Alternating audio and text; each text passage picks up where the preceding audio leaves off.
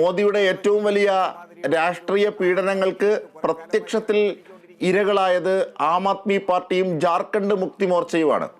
അതായത് സോറനും കെജ്രിവാളും. പക്ഷെ ഈ രണ്ടിടത്തും BJPക്കാണ് നേട്ടമുണ്ടാക്കിയത്. മുക്തി മോർച്ചയ്ക്കും ജാർഖണ്ഡ് മുക്തി മോർച്ചയ്ക്കും ആം ആദ്മി പാർട്ടിക്കും വലിയ നേട്ടമുണ്ടാക്കാനായില്ല.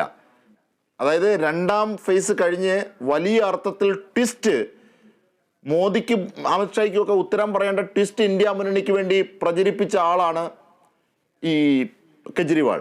അങ്ങനെ വലിയ അർത്ഥത്തിൽ പ്രചരണത്തിൽ ട്വിസ്റ്റ് നൽകി. പക്ഷെ അതിൻ്റെ നേട്ടമുണ്ടായില്ല. ഇതൊക്കെ സൂചിപ്പിക്കുന്നത് ധാർമ്മികമായി ഇന്ത്യ മുന്നണി മുമ്പോട്ട് വെച്ച രാഷ്ട്രീയത്തിന് വിജയമായോ എന്നുള്ളതാണ്. അല്ല, ഒന്ന് രണ്ട് സ്റ്റേറ്റുകളിൽ നമ്മൾ പ്രത്യേകിച്ചും ഡൽഹിയിൽ നമ്മൾ ഉദ്ദേശിച്ച തലത്തിലേക്ക് എത്തിയിട്ടില്ല എന്നുള്ളതൊരു യാഥാർത്ഥ്യമാണ്. പക്ഷെ അതുകൊണ്ട് മുന്നോട്ട് വെച്ചൊരു പൊളിറ്റിക്സ് ഇല്ലാതായി എന്ന് പറയാൻ പറ്റില്ലല്ലോ. ആം ആദ്മിയും കോൺഗ്രസും തമ്മിൽ കൈകോർത്ത സംസ്ഥാനങ്ങൾ ഹരിയാനയിലും അതുപോലെ തന്നെ ഗുജറാത്തിലൊരു സീറ്റ് കോൺഗ്രസ് എത്തിയില്ല. അല്ല, പഞ്ചാബിൽ ഞങ്ങൾ രണ്ടായിട്ട് മത്സരിച്ചു. BJP അവിടെ ഞങ്ങൾ ആ സ്ട്രാറ്റജി തന്നെയാണ് വിജയിച്ചത്. BJP അവിടെ മൂന്നാം സ്ഥാനത്താണ് BJP ഉള്ളത്. അപ്പം അതുകൊണ്ട് നമ്മെ സംബന്ധിച്ചിടത്തോളം BJPക്ക് അവിടെ ഒരു എൻട്രി കൊടുത്തില്ല. ആം ആദ്മിയും കോൺഗ്രസും കൈകോർത്ത സമയത്ത് മഹാരാഷ്ട്രയിൽ അദ്ദേഹം കേജ്രിവാൾ പങ്കെടുത്ത ഏറ്റവും വലിയ റാലി നടന്നത് മഹാരാഷ്ട്രയിലാണ്. അപ്പൊ ഇന്ത്യയിലെ രാഷ്ട്രീയത്തിന് അത് ഗുണകരമായി മാറിയിട്ടുണ്ട് എന്ന കാര്യത്തിൽ യാതൊരു സംശയവുമില്ല. പ്രത്യേകിച്ചും കേജ്രിവാളിന്റെ അറസ്റ്റുമായി ബന്ധപ്പെട്ട ഒരു പ്ലാറ്റ്ഫോം ഡെവലപ്പ് ചെയ്യാൻ ഇന്ത്യയിലെ എല്ലാ ഗ്രാമങ്ങൾക്കകത്ത് പോലും അതിനെതിരെയുള്ള പ്രതിഷേധം ഉയരാനൊക്കെ കാരണമായി. അപ്പോൾ സാങ്കേതികമായി 2 സീറ്റ് തോറ്റു എന്നുള്ളത് കൊണ്ട് മുന്നോട്ട് വെച്ചൊരു പൊളിറ്റിക്സോ പോളിസിയോ തെറ്റാണ് എന്നല്ല. നമുക്കറിയാം, രാംലീല മൈതാനിയിൽ ഒത്തുചേർന്ന 28 രാഷ്ട്രീയ പാർട്ടികളുടെ കൈകോർക്കലാണ് ഇന്ത്യൻ രാഷ്ട്രീയത്തിന് മാറ്റി മറിച്ചിട്ടുള്ളത്. അപ്പൊ അദ്ദേഹത്തിന്റെ അറസ്റ്റിന് ശേഷമുള്ള, പിന്നീട് അദ്ദേഹം വന്നതിന് ശേഷമുള്ള സ്വീകരണം, അപ്പോൾ അതൊക്കെ സ്വാഭാവികം.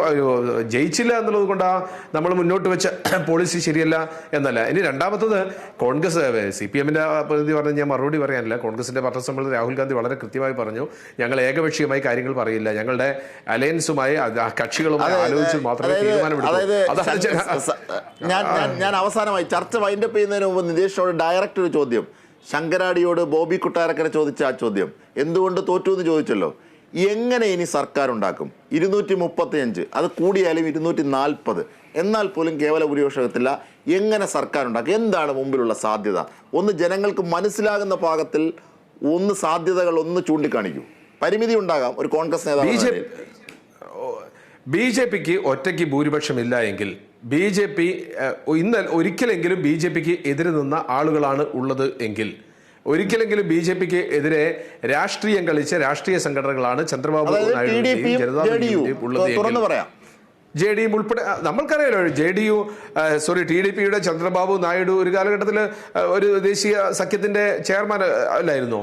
അപ്പോൾ അതൊക്കെ വളരെ സ്വാഭാവികമായതാണ്.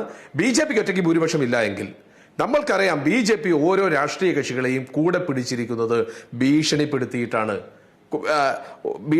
ബ്ലാക്ക് മെയിൽ ചെയ്തിട്ടാണ്, ജയിലിലിടുമെന്ന് പറഞ്ഞിട്ടാണ്. ചിദംബരവും DK ശിവകുമാറിനെ പോലെയുള്ള ആളുകൾ ജയിലിൽ കിടന്നു, ദീർഘകാലം ജയിലിൽ കിടന്നു. രാഹുൽ ഗാന്ധിയെ പോലുള്ള ആളുകൾ ചോദ്യം ചെയ്യലിന് വിധേയമായി. അതിന്റെ ബാക്കിയാണ് സോറനും കേജ്രിവാളും ഒക്കെ അനുഭവിച്ചത്. അപ്പോൾ BJPക്ക് ഒന്ന് വീണാൽ ഒന്ന് ചവിട്ടാൻ തയ്യാറായി നിൽക്കുന്ന ഒരുപാട് രാഷ്ട്രീയ പ്രസ്ഥാനങ്ങൾ ഇന്ത്യ രാജ്യത്തുണ്ട് എന്ന ഓർമ്മയിൽ ഞങ്ങൾക്ക് തിരക്കില്ല.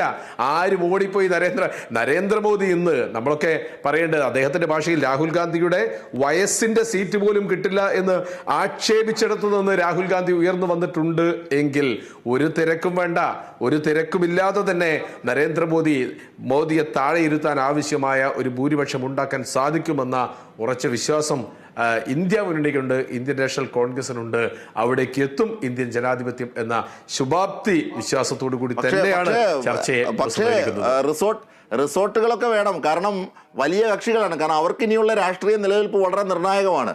പ്രത്യേകിച്ച് ഈ ഏജൻസികളെയൊക്കെ ഉപയോഗിച്ച് വേട്ടയാടിയെന്ന് നിങ്ങൾ ആക്ഷേപിക്കുന്ന ഒരു ഘട്ടത്തിൽ തിരിച്ചും അതേ വാൾമുന അവർക്ക് നേരെ ഉണ്ടാകാം. അതുകൊണ്ട് അവർ മരണപ്പാച്ചിൽ എല്ലാ കളികളും കളിക്കും. അതൊക്കെ നേരിടാനുള്ള പ്രാപ്തി ഇന്ത്യ മുന്നണിക്കുണ്ടോ യഥാർത്ഥത്തിൽ?